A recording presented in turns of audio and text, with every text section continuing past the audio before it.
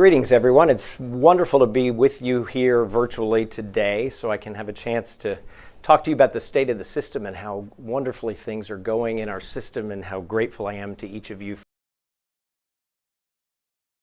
I want to talk a couple of logistics. I'll be talking for about 30 to 40 minutes and then we'll leave plenty of time for some questions at the end. We've gotten a whole bunch in advance and we're going to do our best to answer as many as we possibly can. You can also ask a question while you're watching if you're watching live, and thank you to those of you who will watch this recorded later. You can text the word DeBakey rather to 37607. Now some of you may be able to hear I'm fighting a little cold, so I apologize if I've got to clear my throat a couple times today. You know, if you leave today with one key message, I want you to hear how critically important you are, how grateful we are to each and every one of you for coming to work with passion and purpose, for being here to help our patients and our communities, and for doing such an amazing job as a wonderful team. And I'm going to talk quite a bit about those. Before I dive into the Storm Enzo, which we've just gotten through, because that was a perfect example of all these wonderful people coming together as a team. Here you see some pictures from across our system. We obviously couldn't show everywhere in one slide, but I was telling everybody, get the cameras out, because this is probably the only time we're going to see this for a while. I think it's been since 1993 that we've seen such a historic snowfall. And we have lots of great pictures of our teams, and I just want to say a huge thank you to our ride-out teams for being here and for the great attitudes. When I was here with you and I'm rounding, all I heard was such positivity about everything going on and how we what our communities need. And we had a little fun along the way getting out in the snow when people were able to, and I think that's fantastic as well. I know that this means you've got loved ones, pets, kids, parents, you know, your significant other, your spouse, etc., at home working extra hard while you're here. So I know that's a sacrifice for you, and you overcome a lot of adversity to be here. It's also a sacrifice for them, and so please thank them on our behalf for doing all of that at home. And many of you were on the recovery teams, and thank you for getting back to work as quickly as you possibly could. Thank you for your flexibility and your patience as we sort through a lot of uncertainty during these storms. And thank you for always putting the patients first. I want to talk about a couple stories and tie them back to what was a lot of fun this summer that we all had, which was watching both the Olympic and Paralympic Games that, of course, happened in Paris, France, and a little bit around the rest of France. It was a really beautiful time and very fun watching all of this. And I want to tell you a couple stories and tie them to who we are. This is the women's 4x400 relay team. The U.S. women's 4x400 relay team has won 8 straight gold medals, and this is an amazing picture caught as they're celebrating that. They're so dominant after winning 8 straight, they won by over 4 seconds and 30 yards between them and the next team. But the year before, at basically the World Championships, they actually were disqualified. They dropped the baton. And so they overcame that adversity. They focused, they drilled and drilled and drilled, focused on their fundamentals, and came back strong. And just a great example of resilience. This, on the next picture, my slides are not advancing. Then on the next picture is the men's 4x400 team. That men's 4x400 team, also remarkable. This is 3 straight gold medals for the men's 4x400 relay team. And what's really remarkable about that team is that they were missing their absolute best performer. Sorry, we're having a little bit of slide difficulty. Can y'all tell me which one we're on right now? Thank you. They were missing their absolute best performer. Their best performer, a man named Quincy Hall, 2 days before had injured himself. He won the gold medal in the 400-meter relay. So in winning that gold medal, the fastest person on the planet around this event, we were without him, and yet we still won. And in fact, it took our anchor runner, Ry Benjamin, to lean in and win by 1/10 of a second to keep our record going. And what did Rye have to say? Rye had to say that, listen, we are a team. We connect off each other's energy. We feed off each other's energy. And did they sit and mope and say, gee, we lost our best runner. There's no way we can pull this off. There's no way we can win the gold. No way. They got together in a time of adversity and they made it happen, just like you do when we deal with a hurricane this past summer, or we deal with a winter storm, or in every day, all the things that each of you do to make sure our institution is successful. And so this is the Team USA results, both the men and women going back to 1972. You'll see the men have won 10 gold medals, the women have won 9 during that time, absolutely dominant. And does that remind you of something else that you see frequently? What if I show it to you like this? That color coding looks pretty familiar, doesn't it? Because that's how we look at our visiting quality and accountability ranking when we're looking at our hospitals. And we and you are the men's and women's 4x400 dominant relay teams year in, year out. And you know who benefits? Our patients benefit from that every year.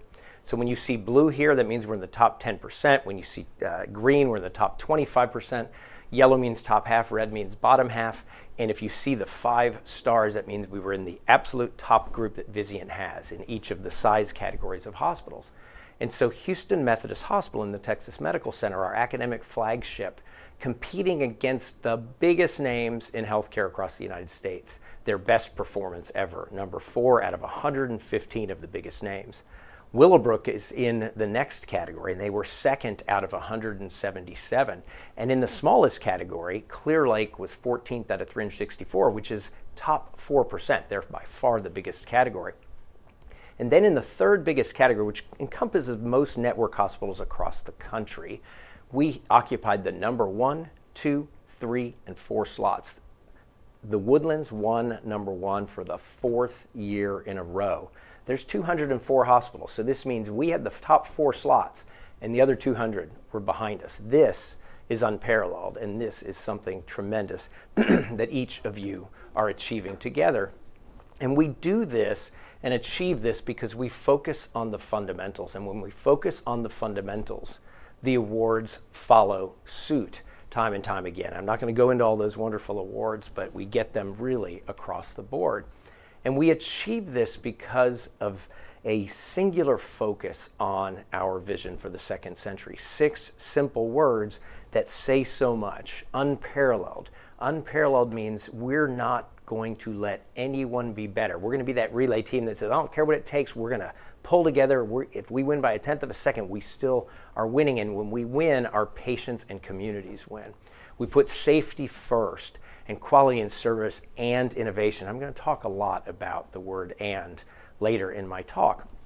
And I have the wonderful privileges as being able to help lead this organization of a person that many times people come to, or they see me in the community and they say, gosh, things seem to be going great. They write me letters, they give me phone calls, they send me emails, they come to me on LinkedIn, they call me, whatever that is, and they tell me stories about the care you provide. And what I tell them every time is it's an amazing team of people, and it's about culture and having the right culture in the institution.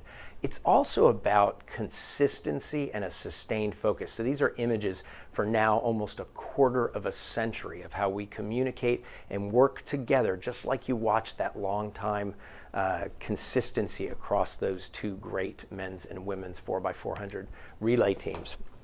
It's also being very consistent in how we focus and making sure we all think alike in terms of where we're going, and we bring all of our viewpoints into those discussions. And so 5 key areas we focus, and I'm going to structure much of the rest of my talk around some of these focus areas. The first of those is recognizing that we're not there. Unparalleled is a journey. To get to unparalleled, we'll never get there, because you know what? Tomorrow, unparalleled is going to mean something different than it is today. So let's go back to the men's 4x400 relay team. So we talked about the fact that they won all these gold medals. This is their 3rd in a row. Well, in between the Olympics, right, there's world championships. I mentioned the women's team had actually dropped the baton in the last world championship, and so was disqualified. The men's team actually won that. And I want you to just focus on one thing here, and that's the time that they had to win. 2 minutes, 57.31 seconds. This is the time it took to win 1 year later at the Olympics. So running with 4 very talented athletes, but missing their superstar, the fastest person in the 400 meter in the world, we managed to win by 1/10 of a second, by 1/10 of a second. But notice 2:54.43, that's almost 3 seconds better than the year before. The time we had the year before, we wouldn't have even been in 3rd place. We would not have been on the podium. So the world continues to improve and get better, and so does what's expected out of us as we look forward. So think about the Vizient that I mentioned to you. This is another way of looking at that. Across the top here, now you see each of the hospitals, you see the ranking, that's what you saw in the right-hand column on the last one. You see we're all 5 stars. But if you delve into the individual elements here, remember, blue is top 10%, green top quarter, yellow top half, red bottom half. What you see is we're not nearly as consistent. I read this mostly left to right, so what you'll see is a lot of up and down, and say even within our institutions there's variability. So there's always opportunity to improve what we do. Now I'm going to make a caveat here that the 5% for equity, the reason they do that is they're still struggling with the metrics, and basically you end up 1st or 80th or 150th or whatever because they're all in bands, and so we're still looking at that, not really seeing an issue there, but nonetheless it feeds in. So what I'm really talking mostly here is couple of the other things like effectiveness and efficiency, for instance, and some opportunity even in patient-centeredness as you look around. And so when you think of, hey, if we're going to be really great, I got to look in the mirror and say what's not so great, right? That's the women's team saying we dropped the baton. That's going to be the biggest thing we focus on getting ready for the Olympics. We've got to be able to say, where aren't we as good as we'd like to be? And for me, broadly, the areas that we struggle in and that we've got a lot of work to do and where there's a lot of good work going on and a lot of progress being made is in access and in seamless coordination. Access means, can you come and see us? Can you see our physicians? Can you get scheduled for what you need, when you want, where you want, how you want? If you want to go to a doctor's office and you really want to be seen tomorrow, can we get you in? If you're happy to be seen in a couple weeks, okay, we'll get you in 2 weeks. Do you want to be seen virtually? Do you want to be seen in person? Do you have a location you want to be seen in? All of those kinds of things. Coordination of care is even harder because as medicine gets more complicated, as more and more moves into an ambulatory environment, if you think about the inpatient environment, our hospitals are almost like one big ICU. Right? So they take multidisciplinary teams, many different medical consultants, clinical consultants, nurses, therapists, PCAs, you name it, right? They're there helping those people. And what we've got to do is make sure that's coordinated, and we need to make sure they understand it's coordinated. Nothing makes me shudder more than when, a patient complains and says, hey, it just didn't seem like people were talking to each other. This doctor came in to me at 8 o'clock, told me you're going to do one thing. Another doctor came in to me at 9 o'clock and asked me what the doctor at 8 o'clock said. We should be communicating, for example. We're actually making a lot of progress, putting lots of infrastructure and lots of team effort on improving these. Just wanted to show a little bit of an example in the access arena where we've come a long way and we have a long way to go, but think of online access, think of appointment availability, think of texting and ability to set up an appointment through a text and getting communication and all of the above. Because when we work together as one, when we act like a single system, when a patient comes in and says, I might be in the research institute building, I might be somewhere in the overall academic institute in one of our teaching programs, I might be at a network hospital, I might be at the academic hospital in the medical center, I might be in one of our hundreds of physician office locations, and gee, I walk in and I know it's Houston Methodist. They know there's one standard, one way of caring, one team that's pulling together to do all the right things for them. And to do that, the bigger and bigger we get really takes very purposeful and intentional effort at how we structure things, how we organize things, how we work together as a team. And that is a performance excellence system. Chris Siebenthaler and his team have been rolling that out across particularly the hospitals to start, but further throughout the institution. I don't have time to go into all the nuts and bolts details, but it is truly structuring and focusing on the fundamentals. But I want to call out one bullet point on the right there, and that's engaging and empowering our people. The best organizations have teams that work together for the patients. They listen to every voice. When somebody brings up a problem, they address a problem. And so that's every single one of the 33,000 plus people both have that responsibility to do that, but we have the obligation as an organization to make sure that you're heard, that you have a voice, that you have a say-so in how we do things, that when you identify problems, they're quickly addressed, because you are our best army of people to make sure that we can do that. And speaking of that army of people, I consider us a family. I guarantee you, Ry Benjamin, when you hear that quote, considers his teammates members of the family. And I've talked for several years now about how critically important it is to continuously strengthen our family. This is a slide I put together a couple years ago as we were kind of struggling and getting through some of the aftermath of the hardest parts of the COVID pandemic. And all of these things are important to people. All of these things are important at differing degrees to different people. I think the most important job of leaders and the most important role of team members is to show up with purpose and passion. And you know what? Let's have a little bit of fun where appropriate. The snowball fights and the snowmen and everything else we saw happening when people were in between their shifts or able to take a lunch break or whatever during the winter storm. Having a voice, being heard, feeling part of a team, being proud of the institution. This is what people want from work. This is what we're committed to. We're committed to your growth and development. We want you to come here, love working here, and decide this is your place for life. I've been here for going on 28 years for now. I made that decision a long time ago, and I absolutely love this organization. We want each of you to feel that very same way. And so we spend a lot of time doing many things, one of which is thinking, how do we make sure everybody hears how grateful we are, what an impact they're making, how they are able to connect with the people in the community, and how our communities are better because of the amazing work that each of the people who work here is accomplishing. And last year was a very fun year for that. We were able to celebrate you in many, many different ways. In early August, we actually surprised everybody with a $750 grossed up, meaning you got $750, we paid the taxes, bonus. And this fall, we did a bunch of celebrating you activities over a course of a few days. Everybody got an extra day of paid time off. Between work and the summer work this fall, you were able to get $350 of Houston Methodist money put into an emergency fund that we would strongly encourage you to create and use as a tool for getting through the unexpected things in life.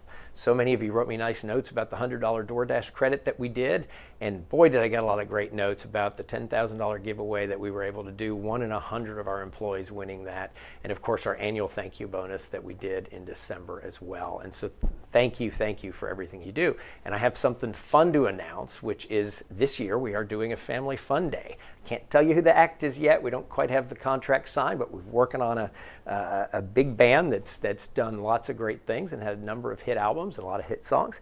And I think it's going to be a blast. Always love seeing everybody there. So save Saturday, May 10th, 2025, and you'll be hearing more as we can share more about the content of that day. And we listen to you. We do an employee engagement survey every single year. This shows you that for a couple decades now, we have very consistent results, 95th, 96th, 97th, 98th percentile each and every year.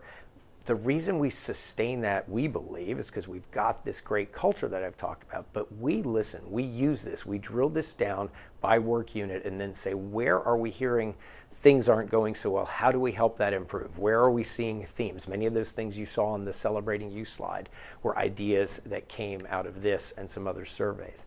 And one of the very important things as we all work together to build a culture, it's a little bit like that women's team saying, okay, together we're going to work on our handoffs. We're going to work on our handoffs.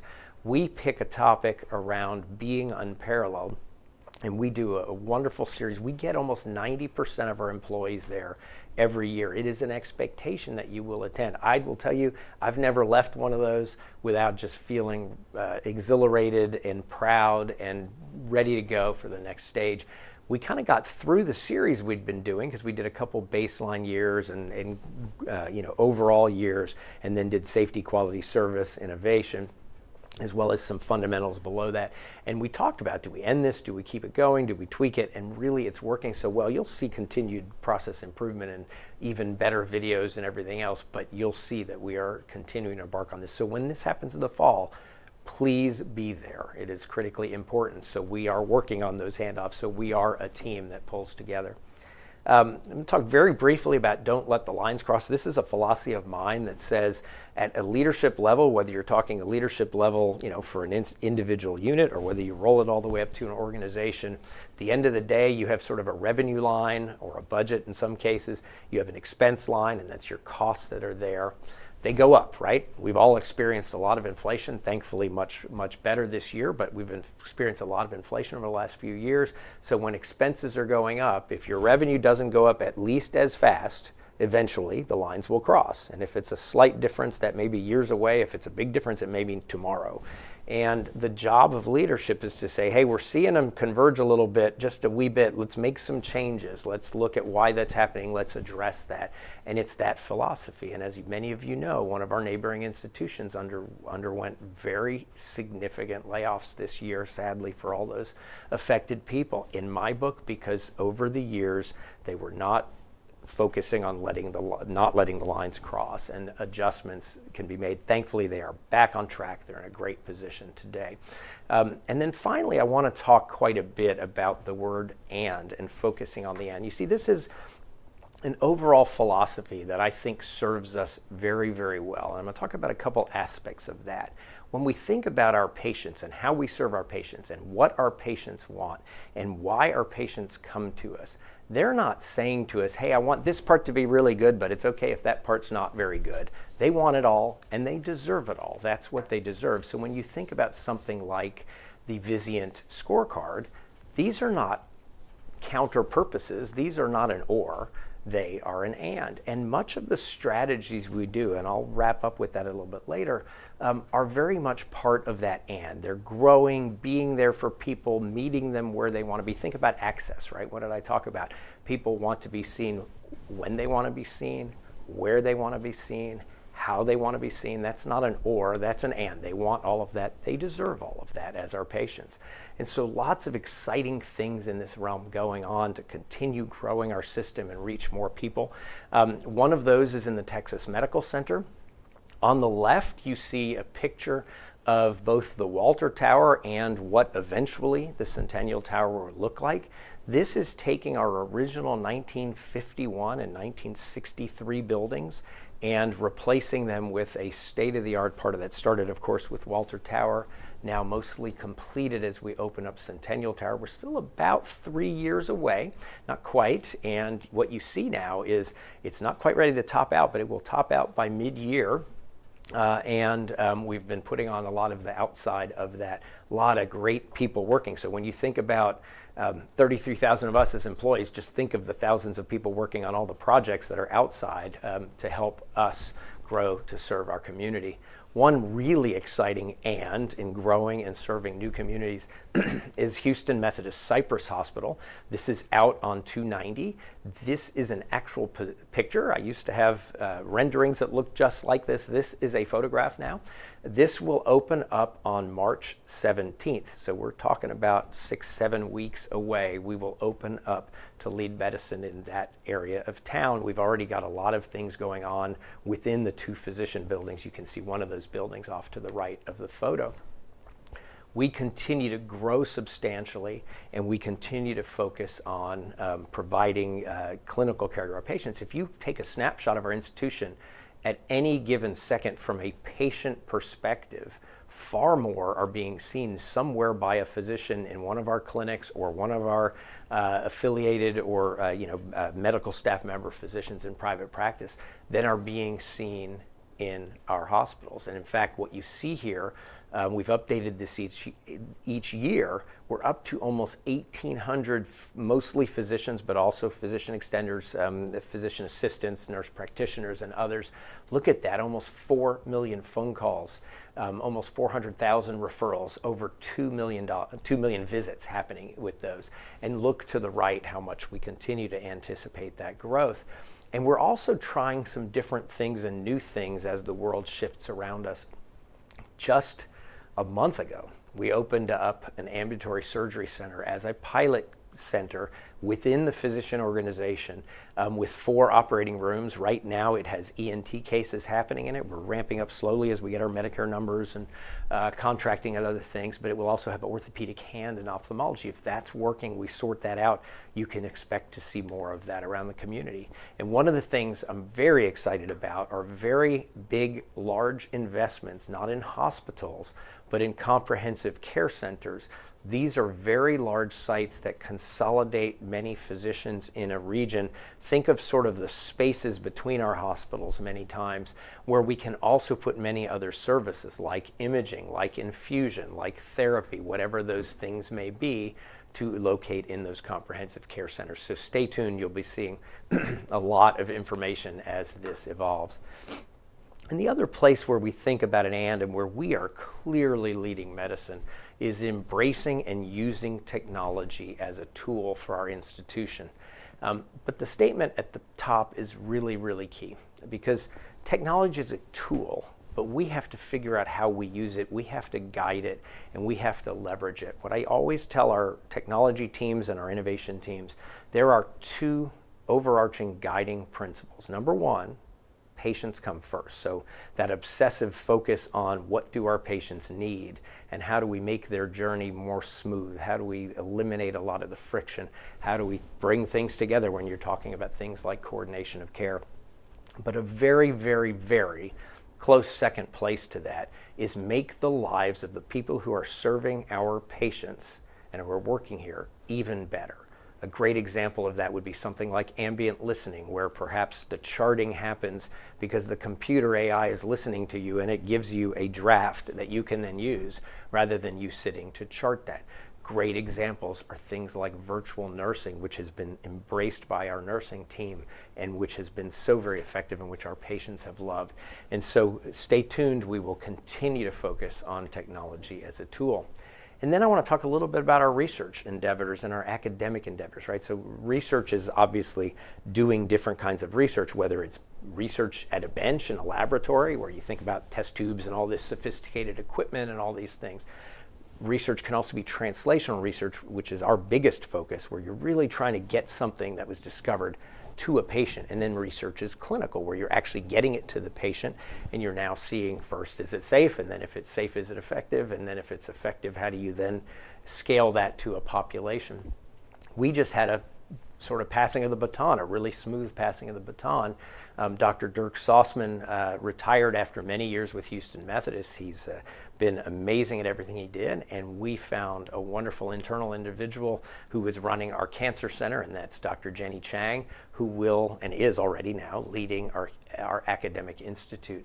And this is an area that is thriving. It is core to who we are, and to an even greater extent will become much more of a network function than it has been in the past. And what I mean by that, will be out across the system, obviously with the core happening in the academic flagship, but a lot happening elsewhere. We get grants from external agencies to support what we do, the NIH, the Department of Defense, private industry, philanthropies and other things like that. What you see here is we've most clearly hit an inflection point. We've been building and building and building infrastructure, and now that is accelerating and accelerating very, very quickly. And lots of cool things happening as a result of that, including really thinking about when and where and how is our next research building going forward. And then I want to talk a little bit about another use of the word and. This is a photo of opening and the closing. This is, I think, the closing, but also we had beautiful opening ceremonies at the Olympics. They were both beautiful.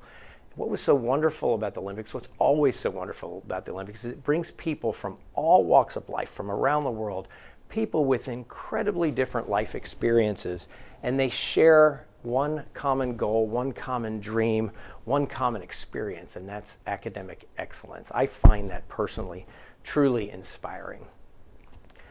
The Methodist Church has a philosophy that says every person is a person of sacred worth and value. And I think so many times about how each of you inspires me. We have over 33,000 people working at Houston Methodist. they come, like the countless athletes that were there, from every walk of life, every imaginable background, bringing their selves to work and helping our communities. Part of the diversity we value in that is diversity of thought and diversity of political opinion. And team, 33,000. There's many consider themselves or just like whatever out there right now. Many emotions. Some people are jubilant. And there's every 33,000 different views along the political, a common, beautiful and example. So ahead, we're about some of the executive orders week, as we had president in the United States last week. Is diversity, immigration. So there's so for prime example, and we have planet borders and decide who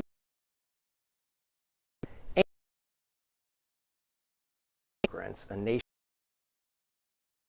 years it's been a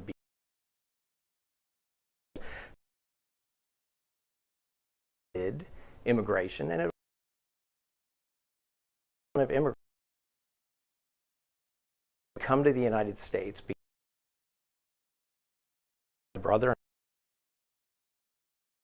banned out across a couple different states. If you think about the next, we will actually have increase in the 18 to 64. Of that, actually 85 plus goes up. We care for, right? No. Also a strategic importance for our borders, appropriate immigration, diversity, being an and. This is individual over another, helping every single one of our 33,000. It's about everyone being part of the real, so we can benefit from your differences of view, everything else.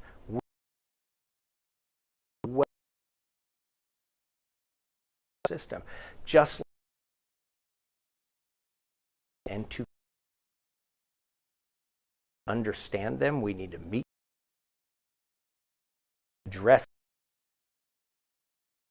impacts them both.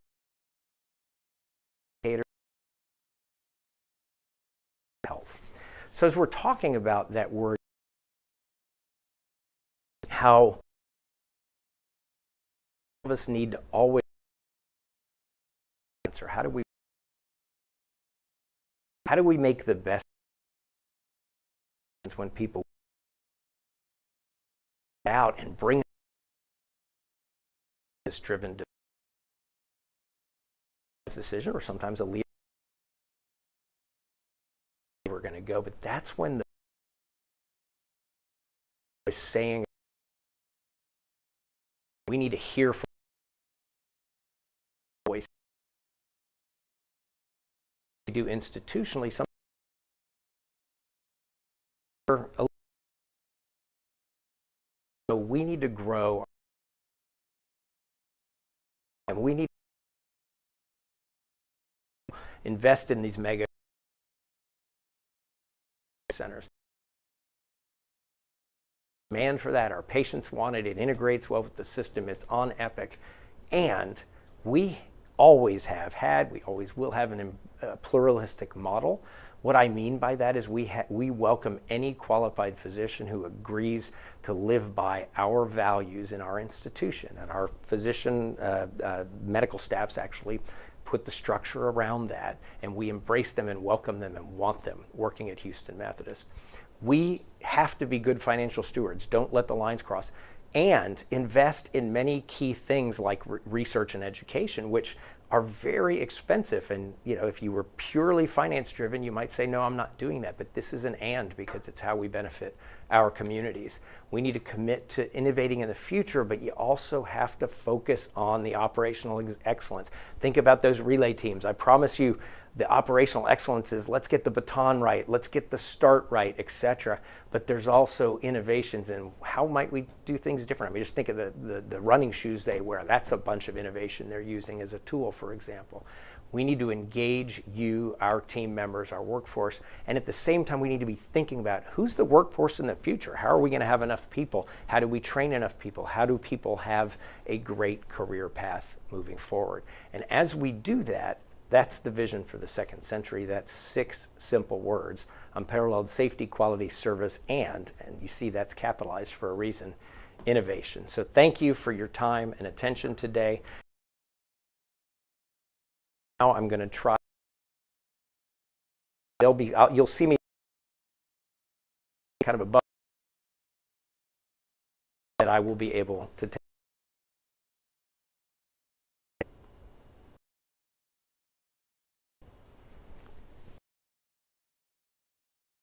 Tackle a couple. Get people the X out 59. Another is Pearland.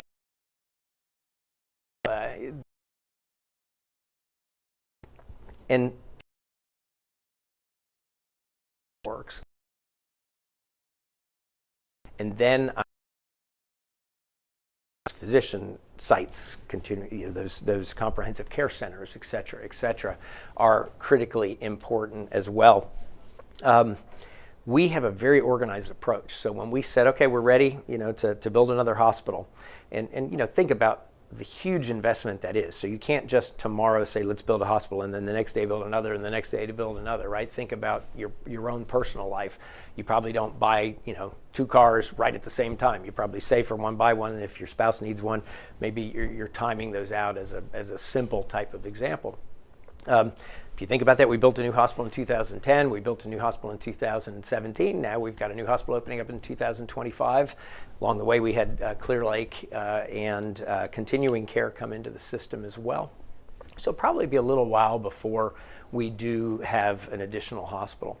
As we were thinking about the hospital, we thought about a number of issues with where that would be. We analyzed each market, and we ultimately decided that Cypress was the place to go. Before that, we'd actually decided the Woodlands was the place to go. Do I think those 2 markets you've mentioned may get there someday? Yes, but right now I don't think they would demand a leading medicine, large, sophisticated hospital like Houston Methodist and all of our network hospitals at this point in time. And we are focusing on continuing care centers or comprehensive care centers. We are focusing on physician organization. We're focusing on potentially ambulatory surgery centers. And so when we look at those, we do similar analyses, but we also say, how do we meet people where they are in between our hospitals? How do we take groups of physicians that may be in multiple offices and bring them together and have primary care and specialty care together in the same space? And so you'll see continuing much degree of development as well. I got a couple specific questions along the way, one particular campus with Houston Methodist Clear Lake. Let me say this, I'll talk specifically about that, but I want to give you a little broader answer. And the question was really, are we growing? Are we going to grow? Do we have plans there? I'll take Clear Lake first, and then I'll move that out to the broader group as we discuss that. We have a master facility plan for Clear Lake. If you're familiar with that campus, when we first bought it, because that's really the only acute care hospital we're operating at this point that we haven't basically built from scratch, other than Baytown, which we've now been replacing significantly. And we took a look at the campus and said, okay, we got to improve visibility. We need to improve access. We acquired a lot of land right around it so we could do that. You can see there's a drive into it now. We built a physician building that looks very much like our consistent model. There is a plan to replace the inpatient facility there as well. Now, the people who are running Baytown, had a plan to say, hey, we need to start replacing Baytown. In fact, we did one beautiful tower there, Unity Tower, and that has been a smashing success, obviously, with our teams who work there as well as with the people in the community of Baytown. And so we we have that demand. And then the Woodland needs to grow, and Baytown needs, and Sugar Lane needs to grow, and we're building Centennial Tower, et cetera, et cetera. And so a lot of what we do is say, how do you time these? How do they make sense the best? How do we lean in, be aggressive, be there for our patients, but of course do so responsibly? And so you'll see many, many exciting things continuing to roll out. Of course, this year, opening a hospital is no small thing, and you're seeing a lot of work done on these comprehensive care centers. And of course, if you drive by Centennial Tower, it is quite something, or go up into Walter Tower and look down on that construction. It's truly an army, as it was out in Cypress as well. I got a couple of questions about virtual care and how we roll that out. So, we have a good deal of virtual care with nursing happening. It's been very effective. It's not in every nook and cranny of the system, but it's been rolled out very substantially. And the context of the question was, how is that rolling out? When is that rolling out? Our philosophy is, when we identify things that work, things that make patients' lives better, things that make our staff's lives and ability to care for people better, we lean in and we put our foot on the gas and we get those done. And so you'll see us continuing to move forward. What virtual care does is it raises the question of, what else can we do virtually? And what we've seen is the nurses who are participating in the virtual love doing it. The nurses who are part of a team with virtual nurses love the fact they're there. Our patients love it, et cetera. And so one of the things we're doing as we open up Cypress is saying, okay, blank sheet. How do we then put a structure in place that really knits that together as a team and focuses that going forward? And I'm very excited to see where that goes. And obviously, if some things go, then we have to ask the question of, okay, it worked in a brand new startup. How do we make it work somewhere else as well? So that is how we look at it. The other thing you can think about is, where else might we do this, right? Think about when something like a winter storm happens. We moved back to thousands of people doing virtual visits with their patients. We still do a large number of virtual visits every day on a routine day. But does everything in the hospital always have to be in person, or might it make sense that they're virtual? Are there ways to knit some of those experiences across our system, et cetera, et cetera? And so we continue to look at that. I'm seeing the screen in front of me and a couple comments come through, some which I think I've covered as I was talking about some of the political state, but there's a few more political state of the nation and changes. But there's a couple questions that have come in. So in addition, one of the things we've seen over the last week as a result of some executive orders is basically pretty much all the outward-facing activities of the CDC, the FDA, the NIH, and others have been put on pause. We don't have full clarity into that. We believe, excuse me, that's a short-term issue. One of the things that's done is slow down NIH funding, and we don't fully understand that as well. Obviously, we will continue attuned to that, watching that, understanding that, and working on that. Another question I just got was that there's been some discussion about reviewing not-for-profit status of hospitals. This is an interesting one. We are a not-for-profit status. We serve our community and benefit our community. Let me start by saying why hospitals are not-for-profit. You know, when we look at what we're doing and who we're caring for, the first thing we think is not finance. The first thing we think is not how do we return some dollars to a shareholder that exists. And so there's a great benefit to the community, but with benefit comes great responsibility, which is we provide tremendous benefit to the community. Now, we're very unique in the state of Texas because there's already a law that basically says how much should hospitals give back. We exceed that dramatically. So give you an idea, direct charity care that we do is about 7% of our revenue. So if we bring in $1 million, $70,000 was spent in direct charity care, right? So we're very, very proud of what we're able to do. And so you're talking hundreds of millions of dollars of charity care provided directly to patients. We also provide a tremendous amount of other benefit, and the law in Texas also talks about that. And that benefit has to do with education, with research, with caring for underserved populations, with caring for Medicaid and Medicare underpayment and many other things. When you total that all up, it's way over $1 billion. And so we're very confident that we and hospitals around the country that are not-for-profit are serving the community well as we do that. I've got a couple questions asking about expanding other places in the United States. Would we put hospitals and centers outside of Texas?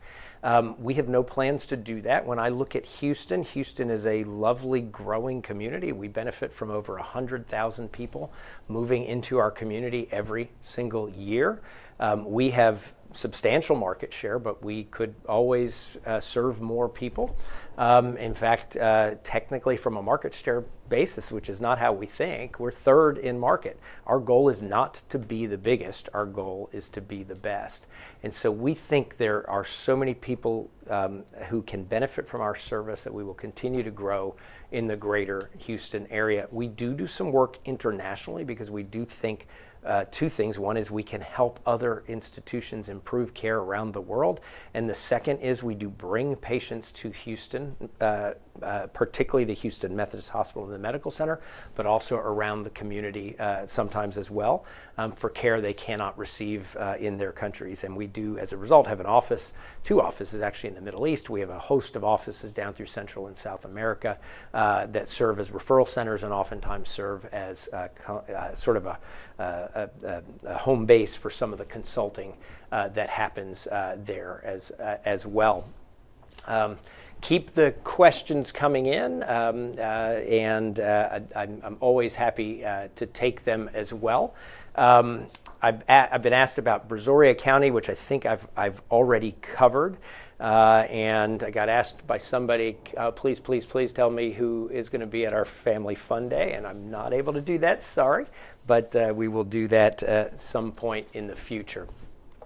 So it looks like the questions are starting to pitter a little bit. I get a couple more. Let me talk a little bit about PTO. A couple questions I've gotten. A number of people have asked about what is PTO, how do we use PTO?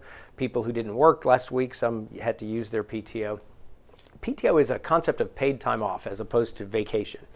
We've done that for a quarter of a century. I mean, 25 years now since we made that transition. I actually remember making the transition.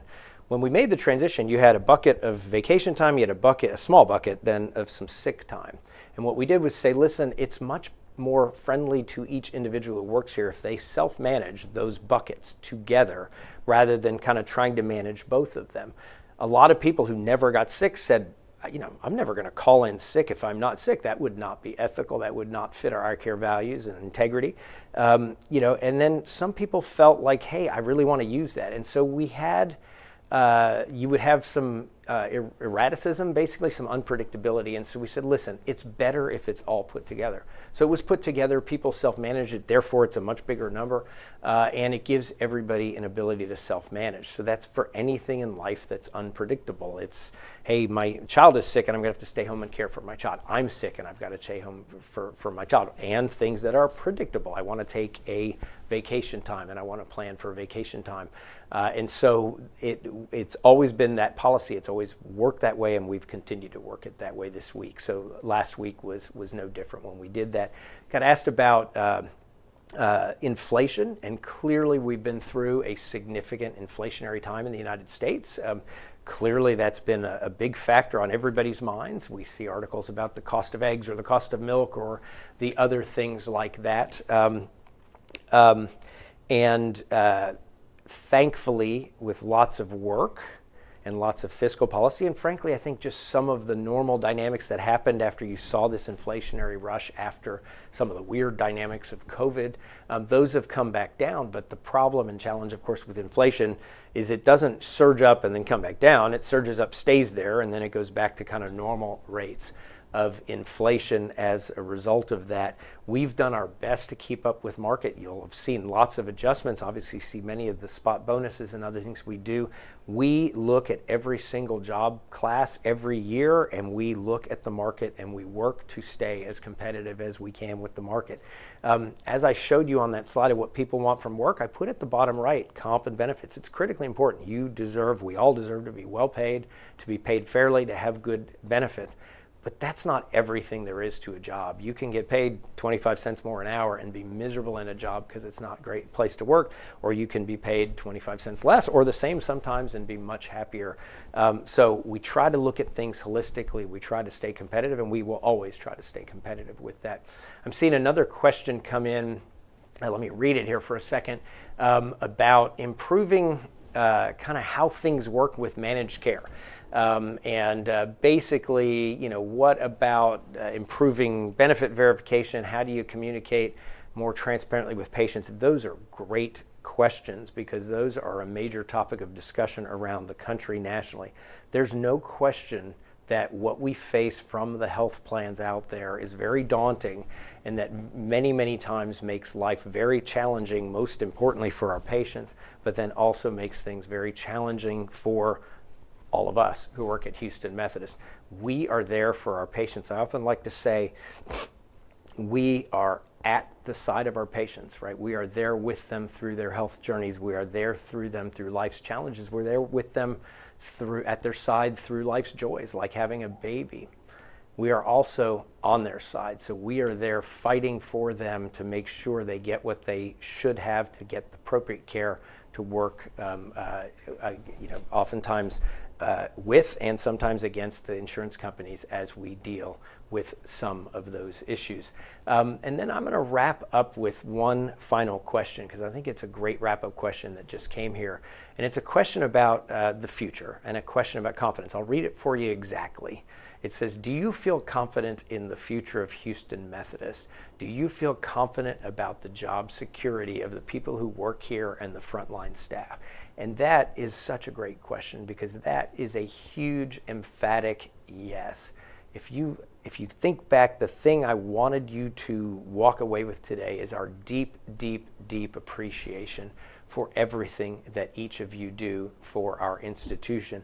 I hope you've also seen how working together as a team, everybody is achieving really, really great things, and our patients and our communities are benefiting.